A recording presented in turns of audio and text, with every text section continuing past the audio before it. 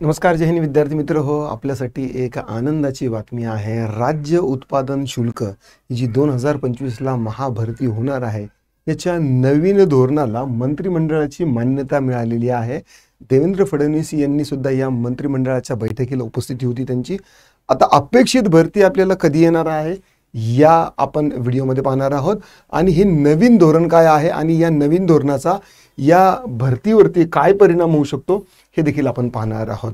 बघा, आता राज्य उत्पादन शुल्काचे जी बैठक झालेली आहे, यात कोणते मोठे निर्णय घेतले गेलेले आहेत हे आपण पाहणार आहोत.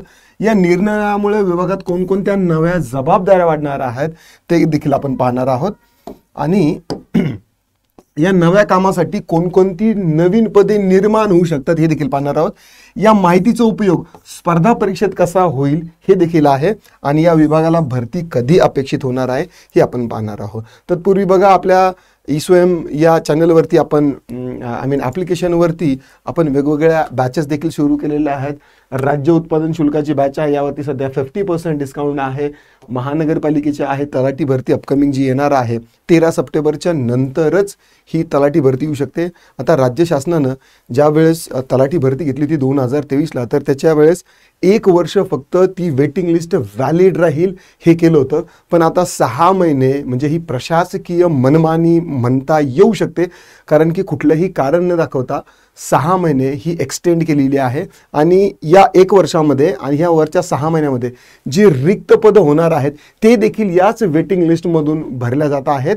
आणि म्हणून आता तलाठी भरतीला जी पदं येणार आहेत ना, तर ती कदाचित कमी कमी होत चाललेली आहे, कारण या वेटिंग लिस्टमधूनच सध्या जी रिक्त पदं आहे तर ती भरल्या गेलेली आहे. भरतीचा ज्यावेळेस GR आला होता तर त्यावेळेस असं होतं की या 1 वर्षामध्ये जे नवीन पदं येतील ते नवीन भरतीमध्ये भरल्या जायला पाहिजे. मला वाटतं जाणकारांनी यावर अधिक जर शंका निरसन केलं तर बरं होईल. तलाठी भरतीची आपली बॅच देखील आहे आणि सरळ सेवेसाठी देखील एक बॅच आहे. कुठलाही कोर्स तुम्ही जॉईन करा तर तुम्हाला 499 याची एवढीच फीस असणार आहे. आता हे परिपत्रक जे आहे ना, तर हे समोर आलेलं आहे. राज्य उत्पादन शुल्काच्या वाढीच्या उपाययोजनांना मंजुरी दिलेली आहे. हे धोरण काय आहे बघा, या बैठकीच्या अध्यक्षस्थानी देवेंद्र फडणवीस होते आणि या एकात्मिक नियंत्रण कक्ष उभारण्यास मान्यता दिलेली आहे. जसं या अगोदर महाआस्था हे नवीन विभाग बनवण्याची तयारी चालू आहे, तसंच नवीन जो आहे ना नियंत्रण कक्ष उभारण्यास येणार आहे. म्हणजे या राज्य उत्पादन शुल्कामध्ये एक जो आहे तो नियंत्रण कक्ष असणार आहे. तिथून सगळ्या महाराष्ट्राची जी काही लायसन्स असतील किंवा बाकीची जी कारभार असेल तर तो सेंट्रल लेवल असणार आहे, त्याची देखील काय होणार आहे, स्थापना होणार आहे. म्हणजे आणखी एक चान्स आहे की राज्य उत्पादन शुल्कामध्ये आणखी माणसं लागणार आहेत ना. आता यामध्ये जो आहे महाराष्ट्र मेड लिकर ही जी MML ही महाराष्ट्र शासनाची जी एक कंपनी आहे, त्या कंपनीच्या मार्फत वेगवेगळ्या प्रकारचे मद्य निर्मिती आणि त्याचं काय केलं जातं, पुरवठा केला जातो. पुढे आपण बघूया यामध्ये काय काय आहे. आता राज्य उत्पादनाच्या या बैठकीमध्ये महत्त्वाचा निर्णय काय झाला, राज्य उत्पादन शुल्क विभागाच्या नवीन धोरणाला मंत्रिमंडळाची मान्यता दिली आहे. देशी आणि विदेशी मद्यावर उत्पादन शुल्क वाढवलेले आहे. म्हणजे देशी दारू जे आहे आणि विदेशी जी दारू आहे यावरती उत्पादन शुल्क काय केलेलं आहे, त्यांनी वाढवलेले आहे. देन MML महाराष्ट्र मेड लिकरला किंवा Maharashtra state marketing corporation limited जी कंपनी आहे याला नवीन विदेशी मद्य ब्रँड तयार करण्याची परवानगी दिलेली आहे. म्हणजे आता MML जे आहे हे नवीन ब्रँड देखील तयार करू शकतं. ही महाराष्ट्र शासनाचीच एक खात्रीरित्या कंपनी आहे जी काय करते की मद्य निर्मिती करते.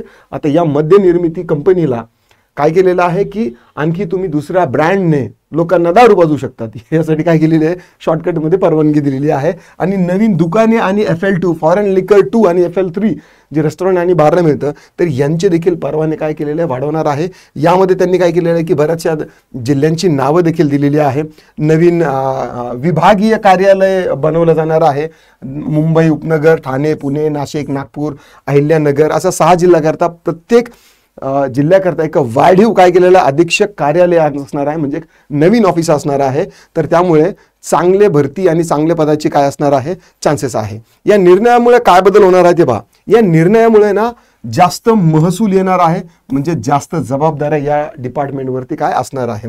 नवीन परवाने द्यावे लागणार आहेत, म्हणजे नवीन लेखापाल लागणार आहेत, नवीन निरीक्षक असणार आहेत, त्यांच्यावरती कंट्रोल करण्यासाठी नवीन लेखापाल असणार आहे, लिपिक लागणार आहेत, काही शिपाई आणि सहाय्यकांची देखील इथे काय असणार आहे, गरज असणार आहे.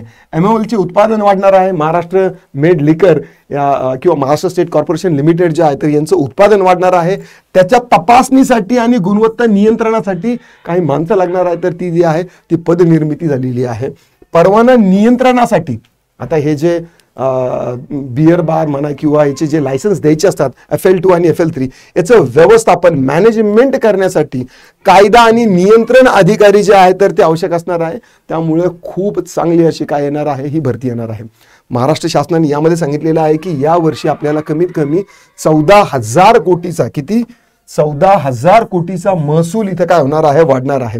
लेट्स से की आता जागा ज्या आहेत तर मला वाटतं काहीतरी 1200 जागा आहेत, 1112. लेट्स से आपण काय केलं, कॅल्क्युलेशन जरी केलं की समजा आपल्याला 1000 जागा जरी भरल्या, समजा 1000 जागा आणि प्रत्येकाला जर 1 लाख पगार जरी दिली, एकक दशक शतक 1000 10,000 लक्ष, तरी किती होतात, हे जवळपास 10 कोटी होतात. एकक दशक शतक 10 कोटी, म्हणजे महिन्याचा पगार काय होणार आहे, या 1000 लोकांचा होणार आहे. 10 कोटी एका महिन्याचा, तर 12 महिन्याचा किती होणार आहे, जवळपास 120 कोटी. सगळं जाऊन सगळा खर्च वगैरे, मंत्रिमंडळ वगैरे, नवीन ऑफिसेस वगैरे 200 कोटी जरी खर्च झाला तरी 14,000 कोटीचा महसूल शासन जमा करणार आहे.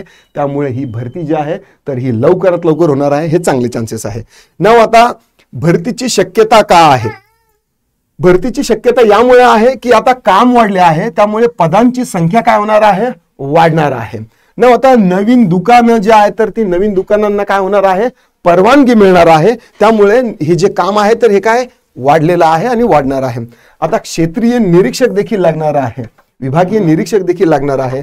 महसुलामध्ये वाढ होणार आहे, म्हणजे अतिरिक्त लेखा आणि प्रशासन कर्मचारी लागणार आहे. जे टॅक्सेस वगैरे येतात त्यावरती कंट्रोल करण्यासाठी लेखा निरीक्षक म्हणा किंवा परीक्षक म्हणा किंवा यंत्रणेवरती निरीक्षक वगैरे लागणार आहेत. तर कर्मचारी जे आहेत तर ते लागणार आहेत. परवाने वाटप करण्याची ही जी यंत्रणा आहे त्यासाठी कायदा, दस्तऐवज तपासणी, कर्मचारी हे काय सगळं लागणार आहे. ऑनलाईन ऑफलाईन या दोन्ही पद्धतीने काय करणार आहेत की याची परवाने देणार आहेत. आता अभ्यासासाठी महत्त्वाचे मुद्दे काय, अभ्यासाच्या दृष्टीने देखील हा जो धोरण आहे किंवा हा जो नवीन कायदा आहे, तर कायदा तर नाही म्हणता येणार, पण ही जे धोरण आहे या धोरणाचा आर्थिक काहीतरी परिणाम होऊ शकतो, यासाठी अभ्यासावरती येऊ शकतो. उत्पादन शुल्क कायदे आणि नियम हे जे आहे तर यामध्ये देखील या धोरणाचा काय होऊ शकतो, अंतर्भाव होऊ शकतो. मद्य नियंत्रण अधिनियम जे आहे याबद्दल देखील म्हणजे या धोरणाविषयी तुम्हाला त्यामध्ये इन्फॉर्मेशन असणार आहे. शासन परिपत्रकाची भाषा आणि निर्णय हे देखील आहे. FL परवाने म्हणजे काय आणि त्यांचे प्रकार काय हे देखील तुम्हाला परीक्षेमध्ये कदाचित येऊ शकतं. आर्थिक प्रशासनाचा हा तुम्हाला काय अभ्यास करावा लागणार आहे. आता स्पर्धा परीक्षेतील उपयोग ते नवीन धोरणावर म्हणजे तुम्हाला आधारित काही प्रश्न येऊ शकतात. विभागाशी संबंधित चालू घडामोडी ज्या आहेत तर त्या तुम्हाला समजून घ्यायचं आहे. लक्षात ठेवा, ही जी भरती आहे ना ही लवकर होणार आहे.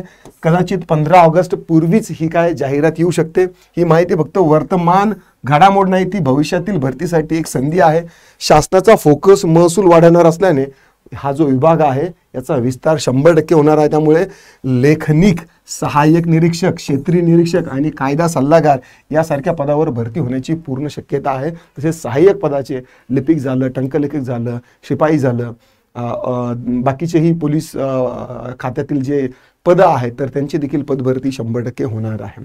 तर ही संधी चुकवू नका. आताच काय करा, आतापासूनच तुम्ही तयारी करा. आणि यस, व्हिडिओ जर आवडला असेल तर लाईक करा, कन्सिडर करा. जर तुम्ही आतापासून अभ्यासाची तयारी करणार असाल तर eSwayMचं ॲप्लिकेशन डाउनलोड करा. या नंबरवरती तुम्ही कॉन्टॅक्ट देखील करू शकता. जर तुम्हाला काही कोर्सबद्दल दिक्कत, डाऊट, परेशानी, क्वेरी असेल तर व्हिडिओबद्दल जरी काही असेल तर तुम्ही डिस्क्रिप्शनमध्ये तुम्ही लिंक चेक करू शकता आणि कमेंटमध्ये तुमचं मत देखील नोंदवू शकता. आजच्या व्हिडिओमध्ये एवढंच. पुन्हा भेटूया. राम राम.